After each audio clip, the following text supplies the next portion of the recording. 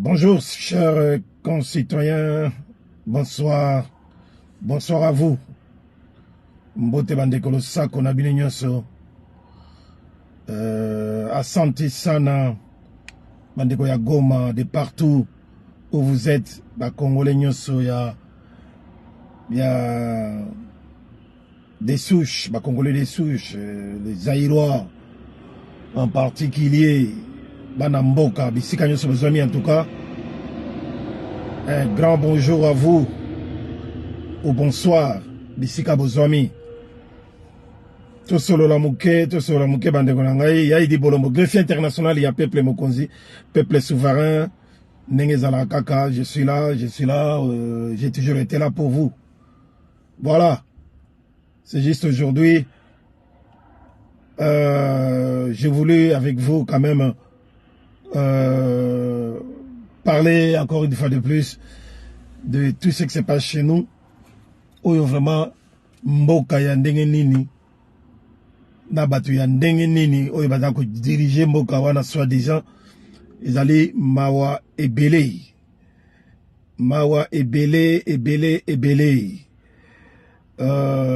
Blaise landana ya Blaise Bilili yangoyo Steve Manungwene ya papa Manungwene na Bokoto TV Bilili yangoyo Blaise Landana na maman na Déboulonné TV Bokabola Bilili. Voilà donc Jimania TV ya maman Grace Tumba na Monsala Kitoko, on est ensemble. Voilà donc bandeko na ngai, je serai pas long mais tango esenga kaka to solo là, il faut ko solo là.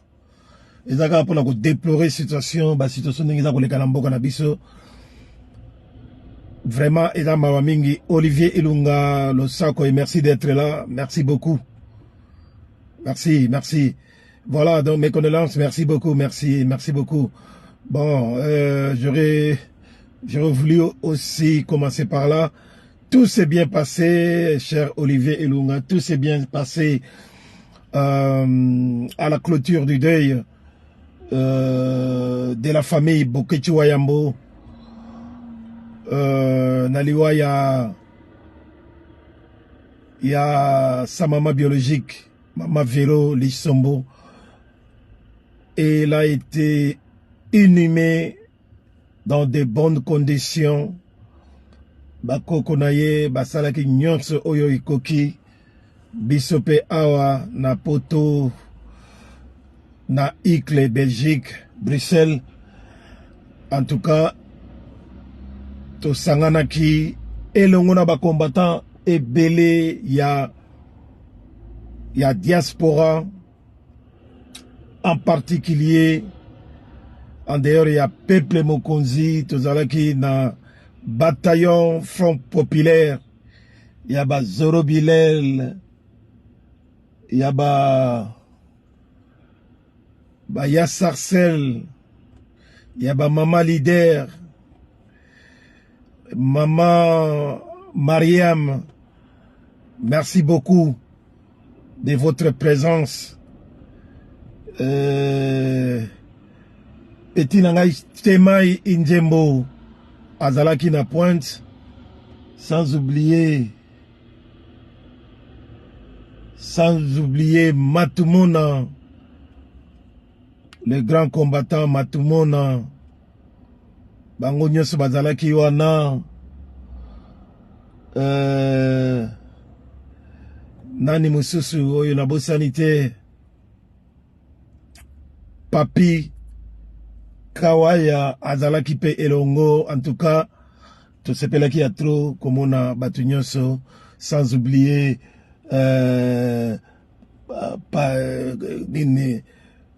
Dadi Bayola pe azalaki na côté ya CNRC, Patrick Chibangu et les autres. En tout cas tozalaki ebele tomonaki ba présence ya batu tout batu mususu oyo batu badayo ko kanisa ke to kabwana na bango to kabani na bango.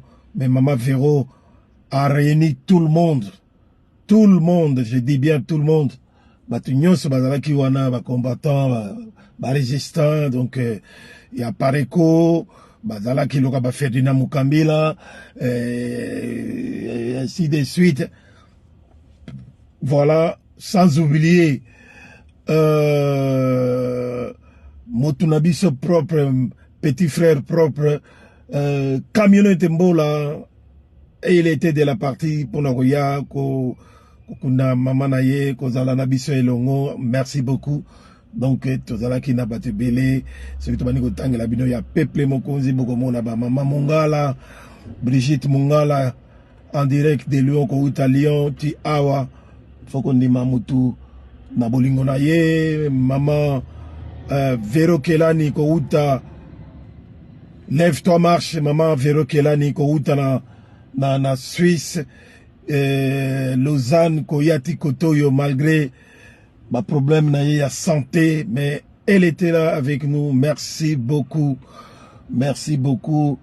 Na Batu Ebele, sans oublier l'énigmatique, charismatique, Marius Bayende, Kombo Elengi, Babukaka Ebende, Bateng Misaka Ebende, Kakana Ebende, Marius Bayende, Kombo Elengi, Mutualeki Bibende ya Tour Eiffel na valeur, na atomium, Azalaki Nabiso, Elongo, Azalaki Nabiso, Elongo, donc, Batu, Bayaki, Oyo Bakokaki, Baproche, Tozalaki na bango, Balandaki distance te, Balandaki ki bazaki na misala te, donc, Bozomona ba maman Maserati, Kimpa Vita, bango Batu Basimbaki, côté, restauration, Kolia ya Batu, bango na ba maman Déboulonné, il y a Déboulonné TV, merci beaucoup le Sako, na Manso Oyo, Oyo Bosali, pour la maman Véro, la maman nationale Nabiso, en tout cas, ezalaki, au Pessi mwa aboyi, kaka ndenge biso bangala, bato Équateur, sa fin, kaka babiso bangala te, mais dans nos coutumes, dans nos justes coutumes, tobinaka, toyembaka, pona kolela, nabiso ezalaka kobina koyemba, tango, mutu mama ya mukolo ndenge wana papa ya mukolo auti kotika biso, donc to binaka to yembaka, et voilà, c'est ce qui s'est passé, et ça s'est terminé vraiment dans les calmes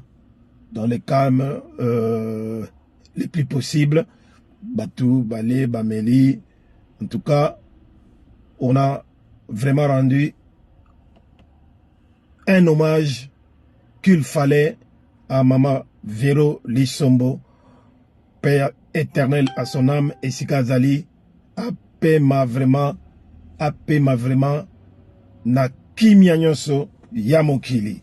Voilà, donc, nyonso wane les gars qui, c'est dimanche, le 7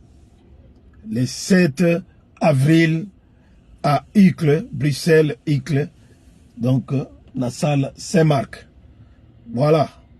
Tout ce là qu'il y a trop parce que il n'y a eu aucun problème du tout. Donc, tout bazalaki vraiment si valeur dans le Cambouana. Tout comme na Kinshasa, na cinquantenaire, hôpital cinquantenaire, la morgue, après morgue, enterrement et l'équipe na bolamo. Voilà, donc c'est ce qui concerne clôture de deuil, Nenge et les kaki, vraiment, tout ce pays a trop, beaucoup tu vois à remercier bino, na Nenge et Koki. Voilà. Bon, sikoyo to solo la muke pona toyiko solo la na yebisa bino kaka. Donc bomoni na titre wana 48 heures Félix Tshisekedi porté manquant 48 heures Félix Tshisekedi Chilomboa porté manquant en RDC. Vous vous rendez compte de cela? C'est comme un capitaine qui quitte son bateau à la dérive. Imaginez-vous la suite. Imaginez-vous un instant quelle irresponsabilité, parce que tango soki ozalaka mukonzi ya mboka bandeko na ngai, mukonzi ya mboka nyonso na ba mboka ebele, tango aza kobima, tango aza kokenda, en tout cas il faut peuple na ye ayeba ke mokonzi abimi pe akei mboka boye, akei boye. Et si je le dis bien, porté manquant, 48 heures porté manquant, Félix Tshisekedi porté manquant, c'est-à-dire c'est quelqu'un qui va bango bada bataliboso, il dépeste. Il y a qu'on reproché na Batumusus. Il n'y a pas longtemps, il y a quelques jours. Et ces gens-là, ce qui est très compliqué avec eux, tellement que ce sont tous des idiots, ma réflexion on leur prend toujours par le mot. Makambo babimisaka, ya oba wanganaka, yangona basalela kango lisusu mona bokuti bango nango lisusu. Lobi awa bautei ko reprocher ko lobana ko publier partout, voire même l'autre con là, secrétaire général Nabango. Comment il s'appelle encore? Nicolas Dombe, Olivier Komelangai, Augustin Kabouya, Aoutagi Koganga Gangawa, Mouto ya Pesaki Bango, pouvoir sans pouvoir, ya Pesa na Maboko, il y a 5 ans dernier. Oh, Bazako Akize Kabima, Akenda, ni sans tambour ni trompette, à l'obata Akenda Nengewana. Et Zalakate ba reproché Augustin Kabouya à l'obike Hippolyte Kanambe Kabila Akima Akei exil a kozonga les sociétés. Lobi to moni bango lelo oyo mukonzi na bango Félix Tshisekedi porté manquant 48 heures ali moi tozoye baté pani na kei tozoye baté azawapi hein. C'est pour ça que je vous dis, c'est comme un capitaine d'un bateau à la dérive quitte son bateau et laisse l'équipage et les passagers dans la dérive. Imaginez-vous la suite. Donc, il se permet d'aller comme ça en catimini. En catimini, pourquoi? Parce que c'est la honte. Que Félix n'est pas avec nous, n'est pas avec vous, le peuple. Il ne sera jamais avec le peuple. Pourquoi? Parce que son deal, c'est la trahison pure et simple. Il n'y a pas autre chose à rajouter. C'est purement et simplement la trahison, la haute trahison contre son peuple et contre son pays. Il a tout vendu, donc il doit tout céder à ceux qui lui ont donné le pouvoir sans pouvoir. Oyo lelo oyo a yoki elengi ya mbongo oyo ba permettre à continuer koyiba, ko piller dans les caisses de l'État congolais. Na végétarien ya ko tambola na kati ya ba vieux mokili mobiba. Ya ko tambola sur des tapis rouges elengi wana lobi non quoi qu'il en coûte, advienne que pourra, il va encore briguer un autre mandat, un deuxième mandat, par tous les moyens possibles. Yamara Bomoni a brigué deuxième mandat Oyo, sans le mandat du peuple, na moyibi, na tricherie, na fraude massive, braquage électoral Oyasali, Kakapo Atikalawana, peuple congolais.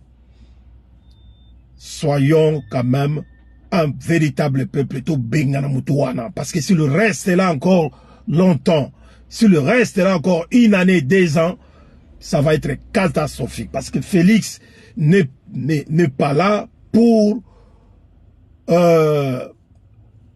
remettre le pays sur le rail. Il est là, il n'est pas là pour le peuple. Au contraire, il va continuer à vous abandonner à votre propre sort. Donc, Mutulukola Félix Tshisekedi, un vagabond, un bon à rien, un vagabond politique, et il s'en fout du reste. Félix Tshisekedi, 24 heures, 48 heures, a bungi na mboka. Mais a bunga na mboka ndenge nini. Biso tangu tozalaki na makambo ya retrait de day, ya retrait de day, ya Mama Viro, ya Bokechi wa Yambo. Wana ye abunga. Abunga pourquoi? Soi-disant 30e anniversaire. Il y a génocide, rwandais na Kigali. Alors, plusieurs chefs de l'État ou président Badala qui invité. Alors, lui qui nous dit ou qui nous disait toujours que Mboka Nabiso, la République démocratisée du Congo, est agressée par Paul Kagame, par le Rwanda, patati patata, azako akizeye partout dans le monde, na ba sommet ya OIA, ya unité africaine, ya na sommet ya Nations Unies partout. Gangi ke azali ennemi, azali muto ya kokutana na ete. Mais comment voulez-vous la même personne qui continue à sortir de sa bouche babiloko oyo azako lobango polele sans se cacher, mais kakaye moko qui parle d'une chose et il revient toujours pour dire le contraire de la même chose qu'elle a dit avant. Donc, Moutouana, Moutou et Salaka Biente, Paul Bonpetit, le Sako, merci d'être là. Moutouana, Botikeli Mboka, Akoboma Mboka, parce que, Batoutou, Président Nyoso Mokili, Batou Nyoso Bayebiye, que c'est un cinglé, hein, Moutoumoko, Yali Boma, Ayebaka Makambo Salakate. À chaque fois ça, il cambo après il dit ce n'est pas lui. Ayeba kité azala kité. Bande kolanga itolo balabino na munoko nini. Tala bana mike na Sénégal. Bana mike na Sénégal ba tchétché ba on a ba prison na nani. Comment il s'appelle encore? Na Macky Sall. A tchétché a kangi ba on a ba prison. Mais le la démocratie ezako sala na mboka wana. Malgré comportement dictatorial, dictatoriaux, il y a Macky Sall sous l'influence de Macron, Ameka Kanga ba petit wana, Diomaye Faye na Ousmane Sonko, mais souka ba libérer bango, azalako obligé libérer bango 10 jours avant, et vous avez vu ce qui s'est passé. Que Banawana Babima, Basali Pebe l'élection Salami, parce que la justice a finalement donné raison dans recours au Salamaki par l'opposition. Donc, libérer Banawana 10 jours avant, et puis l'élection Salami, les Salama plus tard. Banana va gagner l'élection. Regarde comme ils étaient préparés. Ils étaient préparés en politique. Qu'un jour, ils au pouvoir. Bien que par surprise, 10 jours avant. Mais tout s'est passé en bonne et due forme.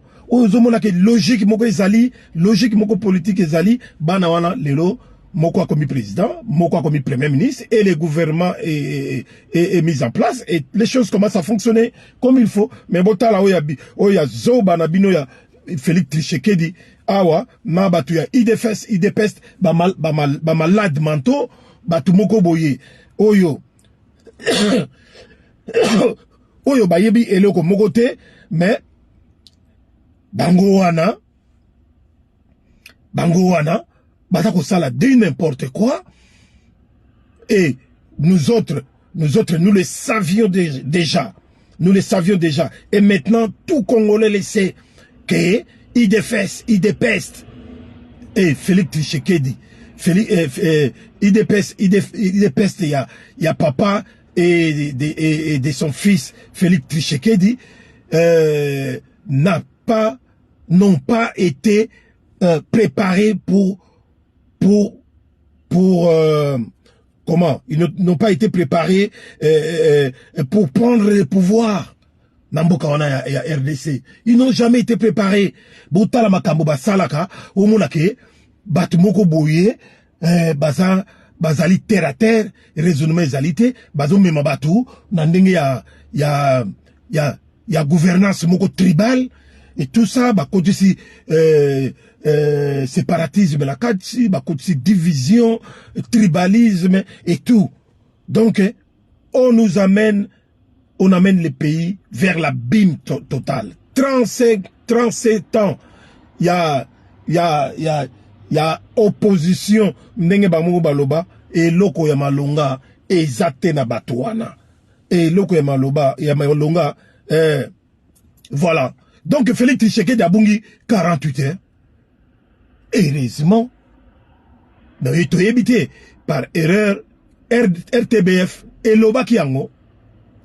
RTBF, c'est la télévision belge, la radio-télévision belge francophone, et Loba Kiango, qui est, tant que vous citez, ma président au Bazalaki, na Kigali, tant na Félix Tshisekedi pas azali.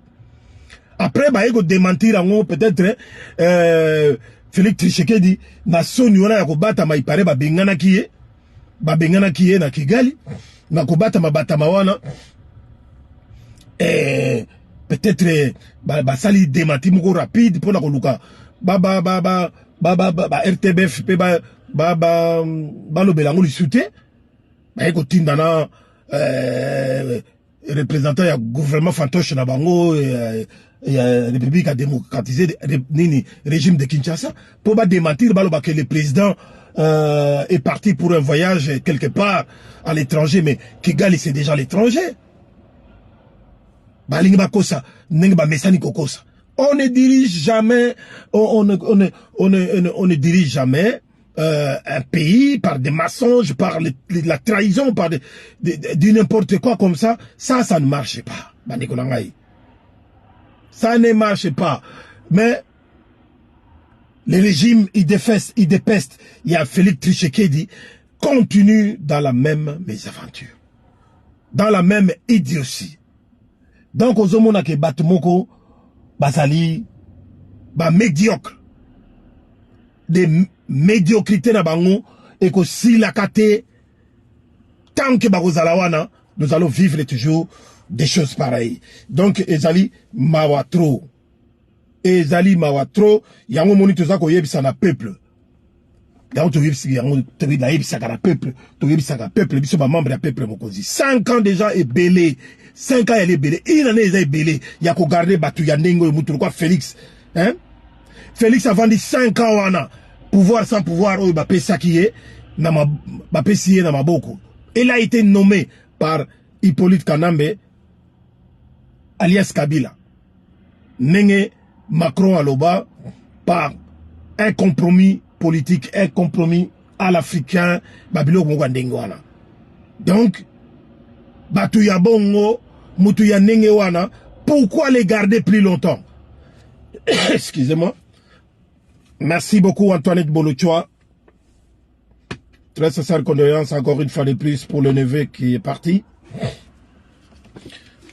Voilà, bon courage à toi et merci d'être là. Partagez l'émission. Partagez l'émission s'il vous plaît. Excusez-moi.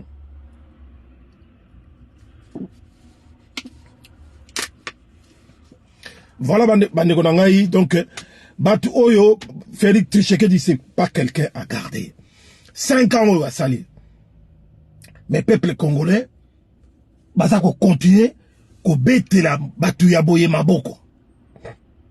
Na yebite toyi bakate ceux qui pona banzala, ceux qui pona nini, ceux qui kaka pona ki fanatisme aveugle, ceux qui pe kaka pona ignorance totale, s'occuper kaka pona ke peuple ango neto baka peuple ya modèle nini ko continuer ko betela batu ya boye maboko mutu ya boye oyo bozomona ke division azako sala division azako kabola azako benga bandeko na ye ya baluba machama mumenu soki nini mais bino bazako tia bino à l'écart mais vous continuez toujours à les laisser prendre les avions partir à l'extérieur et revenir encore pendant que mutazo zo avion bazoki pas boyibe pas zo avion Nanjili, l'aéroport Nanjili, aleka kawana azonga kawana. Et vous ne faites rien.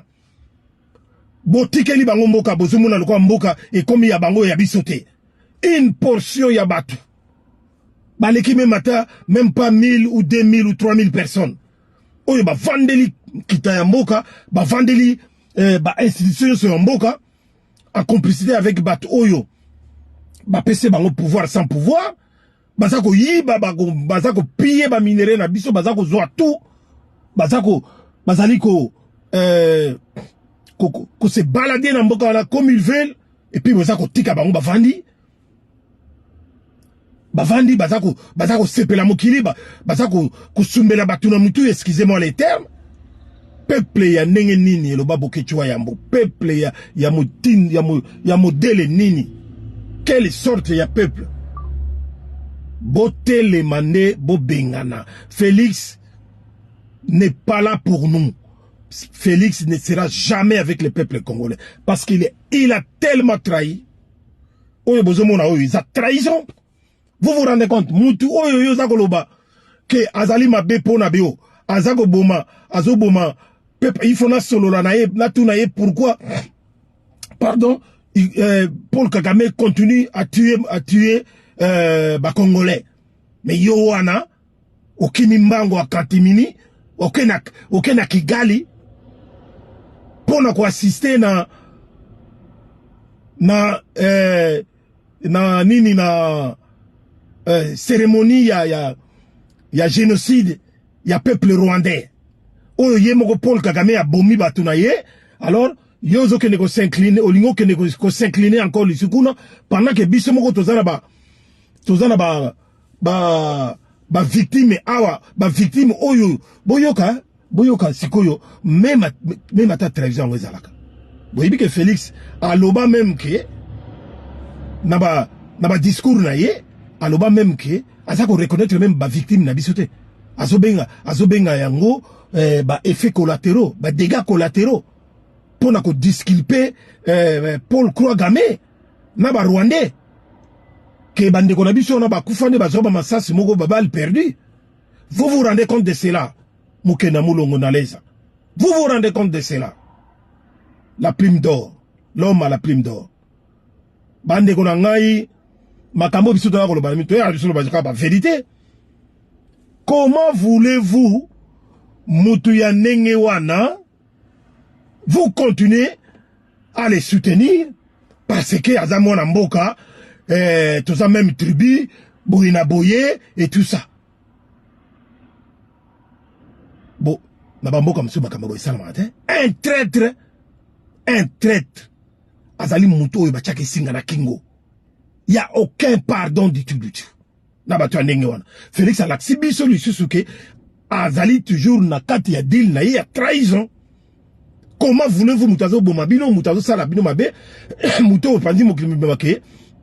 Il y a des agressés biso au longue papa au kimi en Katimini au Keibe au Kenepe au Kene au Lukapo au Kene s'incliner n'engona ba président on a mususu pour la cérémonie ya ba victime ya bateau ya mutu azobo mabiso. Vous imaginez une seconde makababoui ya on est comme nagi kapona loba parce que c'est vrai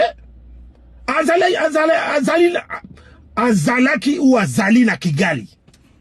Pona yebi nan te soki azongi te. Ou bien soki pona brouiller ba piste ako kende siko na mboka mususu. Après cela. 5 ans ya salaki ya liboso wana. Et l'on na pesi bino ba Congolais pour continuer à l'applaudir, à les soutenir ou à les laisser profiter de la situation. Kia Zalawana, naba élection moko, similaire à l'élection, naba élection moko, un semblant des élections, nandenge, à se faire voter, moko naba machine à voler, ou iba ki bakena na bandako na bango. Quelqu'un, a sali eloko mokote. Il a fait quoi en dehors de voler, de piller, de voyager, de dilapider tous les caisses, toutes les caisses de l'État, à détourner, à trahir la nation en cédant toutes nos terres. Na ba Rwandais, na ba Ougandais, ba Bunaganda, ba Ruchuru, ba Massi, c'est pas, et console et Kena Maboko na bango, lobi ba Goma pe kokende. Et il a rien foutu du tout. Mais Moutou Yanengo, bozo continue de soutenir, Moyibi na Moyibi kaka, le Moyibi na Moyibi, mais le pays, notre pays, la République du Zaïre, se dégrade, se dégrade dans une vitesse exponentielle. Et il continue à se dégrader. Nous allons vers l'abîme total. Chers citoyens, chers peuples, il faut que teleme la makambouana, il faut que teleme la makambouana parce que si vous comptez sur quelqu'un comme Félix Tshisekedi, oya mesani na moyibi, oya mesani na baventir, hein? Nenge ayibi azwa mandat il y a 5 ans passés, et puis il y a moyibi oyo il y a 2024 tina 2028 sans projet ni programme, sans projet ni programme, vous vous rendez compte? Ni programme, et de circuits sans vision politique. Bandegonangaï, vous vous rendez compte de cela? Alors, Moutou Yanenge wana, Azali Moutou Oyo, il faut qu'on mette hors d'état de nuire. Il faut qu'on benganaye. Il faut qu'on benganaye. Mais peuple azo continue qu'on betile maboko. Et surtout, ba zombie à Kinshasa. Bana kin pour moi benga bomba zombie. Pour zombie, ne sait pas qui il est, où il est et où il va. Bah zombie batambola ndenge wana. En errance totale. Bande konangai. Ezamawa. Notre pays est en danger. Notre pays est vraiment en danger. Soki to télémité, nous risquons la balkanisation totale et Mbokawana. Avec la politique, il y a régime de Kinshasa, il y a Félix Tshisekedi. Ces régimes contribuent à 99%, 99% pour la balkanisation de notre pays. Donc, Bandekonangaï, Tobengana Félix. Félix Azali ko trahir à chaque instant. C'est quelqu'un qui n'a même pas un boussole. Ayebe pas une alakate sur des athées. Akome mabino nulle part ailleurs. Bino mokobotala na période yandengo yobande konangai. Un pays en guerre. Un pays en guerre, soi-disant. Menacé de tous côtés par le Rwanda. Mais il faudra faire un choix pour la primature, il faudra faire un choix. Il y a malamu pour na muto ya yako kamambo kawana. Là je parle maintenant si les pays étaient normal. Parce que biso ba oyo dans la résistance, nous avons déjà dit et nous continuerons toujours à le dire que un pays sous-occupé, aussi longtemps que les occupants sont là, ne sera jamais gouverné. Gouverné politiquement. Il ne sera jamais gouverné politiquement. En dehors, il y a gérance politique, il y a pas occupant. Donc, oh, nous, c'est les kakawana. Et ça, nango, ba façade. Il y a un rapport au Loba. Dans un sens normal, si vraiment il y avait un gouvernement et que notre pays est menacé, agressé par les Rwandais, Muto Bongo et Salaka. Déjà, il faut Muto Bachaka la primature, normalement, dans la constitution, il devait sortir dans la majorité présidentielle. Dans la majorité présidentielle, Babimisi Moutou. Et puis Moutou y a bien abima pour un rapport, il y a antagonisme et tout ça dans est. Un rapport, il y a yango, il y a guerre ou agression tout ça dans Sibir dans est. On ne peut pas mettre n'importe qui. Je ne suis pas contre les femmes.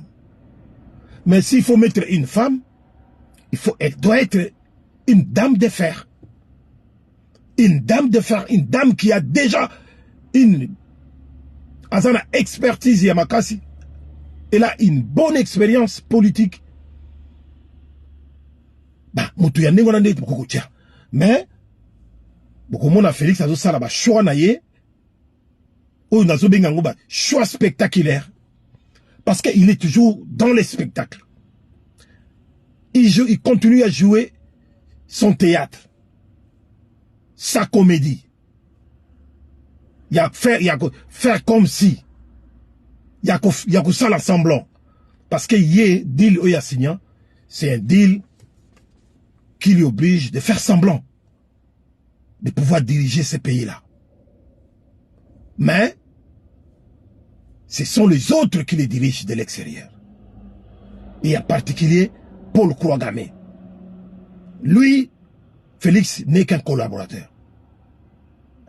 Un collaborationniste, un collabo. Il est né, comme une étiquette, comme une marionnette. Voilà. Et lui, il continue à jouer sa comédie, de prendre n'importe qui, n'importe quoi. L'essentiel, que la personne qui est choisie soit un faiblard, un faible. Par rapport à lui. Est-ce que vous pensez vraiment que c'est comme ça qu'on va avancer le pays? Mais non, rien du tout. Un peu de réflexion, un peu de raisonnement, un peu de gigote.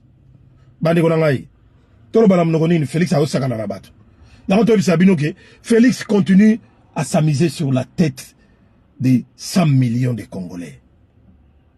Il y en a marre de voir ça. Azamutoyo, Mutoyo, Akoiko continue ko sakada na batu ndenge wana te. Le pays, ces pays-là appartient à tout le monde, à tout Congolais. Il faut que telemela yango, il faut que bengana Félix Tshisekedi. À défaut ko kangaye, ko pesaye, naba lion, naba tigre, naba nani, baliaye penda.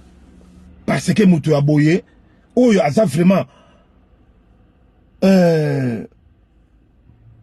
Azali vraiment décidé, déterminé. Pardon. Yako balkaniser, yako faire balkaniser Mboka na biso. Yako détruire Mboka na biso.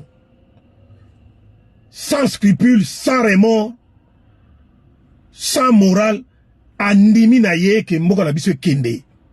Mais ye azalaka na moi poste wana malgré que yem taza ko diriger te. Vous vous rendez compte biloko ndengo na kandeko na ngai. Il se moque de nous. Il se moque de nous en protégeant ses parrains. Paul Kouagame, Museveni et la communauté internationale qui est derrière tout ça. Il y a ça qu'on protège bango. Pokaka, Bati Kilaye a continué à faire semblant d'être un président de la République. Ou de continuer à jouer ses rôles d'un président de la République. Pendant qu'il n'est pas lui-même président de la République. Kakasa l'année bas semblant, alors t'as costume cher, il y a 3000 dollars, 3000 euros, 5000 euros, bah ça pas il y a 11 000 euros, 12 000 euros, donc voilà. Et peuple est continué à croupir dans la misère kokufa na banzala la banine. Bande konangai o na yaki pona yebisa bino yangwana. Vraiment peuple congolais to braver père na biso. Agissons tout de suite contre la famille Tshisekedi, famille biologique, la famille politique naie, IDPS, sans oublier les autres collabos, accompagnateurs. Il y a occupation et il faut que télémé la bango, que la tata ba bombe na banzoto, pona koluka ko big samboka wana. Voilà bande konangai eloko na yaki na yebisa bino yango wana. En tout cas, merci beaucoup de m'avoir suivi. Partagez si vous le voulez bien. Émission ya lelo pour na mutino sa kwa kolanda yango. On est ensemble, toujours ensemble. Vraiment, je remercie encore bande konangai oyo bayaki na Belgique awa na retrait de deuil ya Mama Véro, ya Mama Nabiso, Mama de la Nation.